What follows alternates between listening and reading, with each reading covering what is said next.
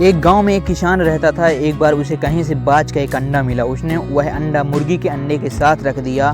मुर्गी उस अंडे को अन्य अंडों के साथ सेने लगी। कुछ दिनों में मुर्गी के अंडे में से चूजे निकल आए और बाज के अंडे में से बाज का बच्चा चूजों के साथ पलने लगा। वह चूजों के साथ खाता पीता खेलता इधर उधर फुदकता बड़ा होने लगा।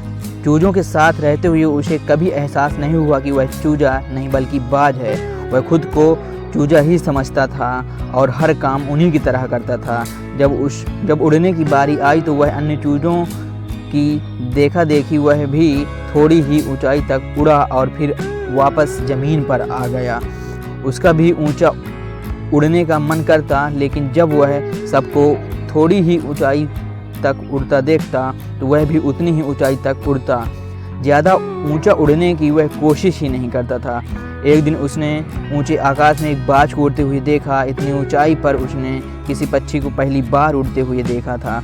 उसे बड़ा अचरज हुआ। उसने चूजों से पूछा, वो कौन है भाई जो इतनी ऊंचाई पर उड़ रहा है? चूजे बोले, वो पक्षियों का राजा बाज है। वह आकाश में सबसे ऊंचाई पर उड़ता है।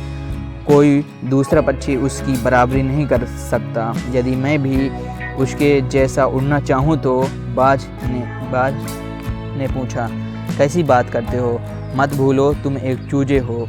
चाहे कितनी भी कोशिश कर लो, बाज जितना नहीं उड़ पाओगे। इसलिए व्यर्थ में ऊंचा उड़ने के बारे में मत सोचो। जितना उड़ सकते हो उतने में खुश रहो। चूजे बोले। बाज ने यह बात मान ली और कभी ऊंचा उड़ने की कोशिश नहीं की। बाज होने के बावजूद वह पूरी जिंदगी मुर्गी के चूजों के समान बिताता रहा।